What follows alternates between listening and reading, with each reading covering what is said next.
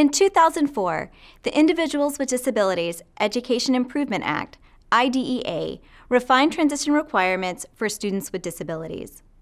Transition planning was to begin at age 16 and defined as a coordinated set of activities designed to be within a results-oriented process focused on improving the academic and functional achievement of the child with a disability to facilitate the child's movement from school to post-school activities, including post-school education, vocational education, integrated employment, including supported employment, continuing and adult education, adult services, independent living, or community participation. Based on the individual child's needs, taking into account the child's strengths, preferences, and interests, and includes instruction, related services, community experiences, the development of employment and other post-school adult living objectives, and when appropriate, acquisition of daily living skills and functional vocation evaluation. Transition plans involve the following: student invitation, measurable post-secondary goals, age-appropriate transition assessments, annual individualized education program goals, coordinated set of activities, course of study, outside agency invitation, and transfer of rights at age of majority. A PDF of the federal IDEA regulations have been included in this unit just in case you would like to review all 307 pages for yourself. Let's look at this law more closely. IDEA requires transition planning beginning not later than the first IEP in effect when the child is 16 and updated annually. Individual states may require transition planning begin earlier. Transition planning may begin earlier if deemed necessary by the IEP team. Some states now require transition planning for all students, which would have been very helpful for me as a teenager. More than half of the states have decided 16 was too late to begin transition planning for life after high school and begin transition planning earlier than the mandated age of 16. There are several reasons to start transition planning earlier than age 16. Some of these include financial support and interagency linkages. Many services offered to individuals with disabilities have waiting lists that are years long. Some scholarship opportunities require students to take certain classes. If students wait until age 16 to consider the classes they need for college, scholarships, or career tech programs, it may be too late to take all of the required courses needed. Schools are required to invite agency representatives to meetings who may be able to help with post-school funding and services. As we know, every student is different, and it may take years to even discover the possible agencies and services available. To measure compliance with IDEA 2004, educational requirements, the U.S. Department of Education requires each state to evaluate 20 special education performance indicators. Indicators related to transition include 1, 2, 13, and 14. In simplified terms, Indicator 1 is the percent of students with disabilities who graduate. Indicator 2 is the percentage of students with disabilities who drop out. Indicator 13 measures the percent of students age 16 and above with IEPs that include appropriate measurable post-secondary goals that are annually updated and based upon age-appropriate transition assessments, transition services, including courses of study, that will reasonably enable the student to meet those post-secondary goals and annual IEP goals related to the student's transition services needs. There also must be evidence the student was invited to the IEP meeting where transition services are to be discussed, and evidence, if appropriate, a representative of any participating agency was invited to the IEP team meeting with prior consent of the parent or student who has reached the age of majority. And Indicator 14 is the percent of youth who are no longer in secondary school, had IEPs in effect at the time they left school, and were either A, enrolled in higher education within 1 year of leaving high school, B, enrolled in higher education or competitively employed within 1 year of leaving high school, or C, enrolled in higher education or some other post-secondary education or training program, or competitively employed or in some other employment within 1 year of leaving high school. I have included the link to the data reports for all states and U.S. territories from ed.gov. Please take a look at your state and determine the accuracy of the information. Each state Department of Education collects their own data to report to the federal government. Many schools self-report the information to the state departments of education. For example, in 2007, I was sent an email that read, "How many of your students age 16 and over have measurable post-secondary goals?" All of them? Some states are using computerized IEP programs that determine transition plans are compliant as long as there is something in the box. Anything in the box. Just needs some words in there. Now let's take a closer look into the IDEA and Indicator 13 requirements. First, student invitation. The notice of meeting sent to students must have been signed by an educator and dated before the scheduled IEP meeting.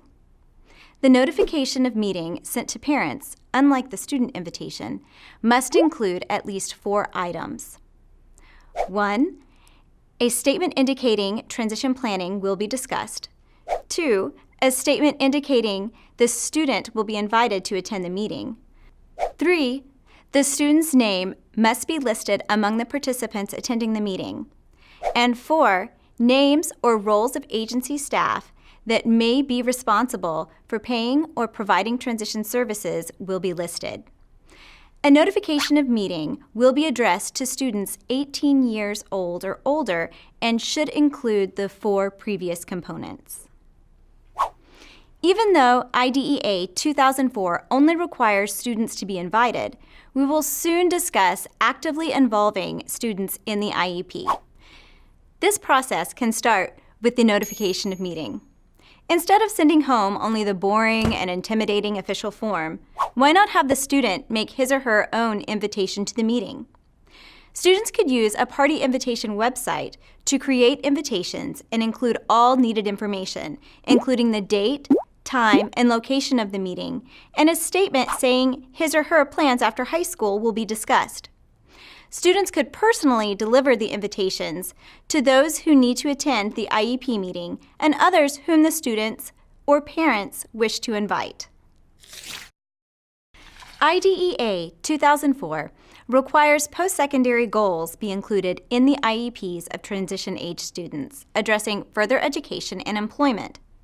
Independent living post-secondary goals need to be included only when required by the state, district, or deemed necessary by the IEP team. I thought I knew everything at age 18, right up until I moved out. At that time, not everyone had cell phones. I remember standing in the living room thinking, how do I get a phone if I don't have a phone? Do I go somewhere to do that? Just when I thought I had everything figured out, I went to buy my first house and realized once again there were a lot of things I did not know about living independently. One of my monitor-only students, who I was sure did not need independent living goals, was failing financial literacy. I called him into my room, and he pulled all of these wadded-up fake checks and bills out of his backpack.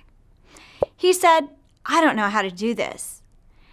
I said, "You don't know how to write a check? Your parents never had you write a check?" He said, "No, they just give me the bank card." And I will admit, I write very few checks today, but it is still something we need to know how to do. In this class, I will speak of independent living goals as if they are required.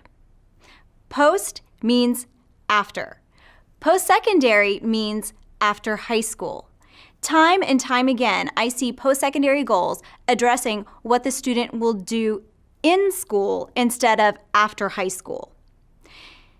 If you can look at your post-secondary goals and answer 3 questions, where will the student work, learn, and live after high school, your goals are compliant. Transition goals need to be based on results of age-appropriate transition assessments. We will spend a lot of time talking about transition assessments, and we will also offer an entire course on transition assessments.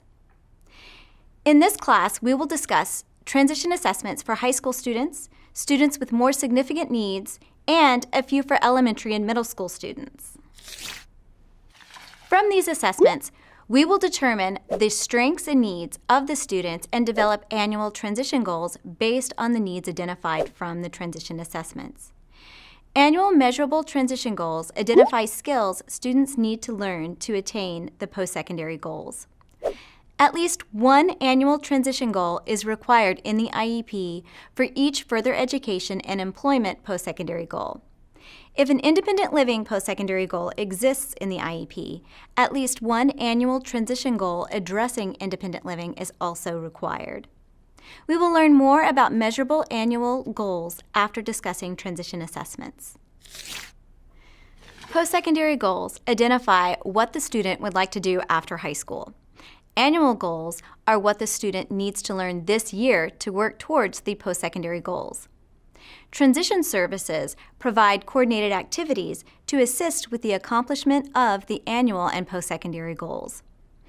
IDEA 2004 identifies 5 types of transition services IEP teams could include based upon the unique transition needs, interests, skills, and annual goals of the student. Instruction. Teaching specific transition-related skills in education settings and the community. Related services, rehabilitation counseling, work-study programs, internship programs, and other services. Community experiences, including job shadowing, tours of post-secondary educational facilities, community work experiences, recreational experiences, volunteerism, and using community resources. Development of employment and other post-school adult living goals. Developing additional post-secondary and annual goals through career exploration activities, self-awareness and self-advocacy efforts, and vocational experiences. And acquisition of daily living skills, when appropriate, creating opportunities at school and in the community to learn skills to live independently or with support. These skills include housekeeping, medication self-management, transportation and mobility, self-advocacy and self-awareness, and becoming an active community member. IDEA 2004 requires the IEP of each transition age student include a course of study. These classes should be aligned with the student's post-secondary goals. If the student's post-secondary goals are to go to college and become a teacher and coach, the course of study should reflect college prep coursework. If the student wants to pursue a career in IT, the student's course of study should contain computer-related courses.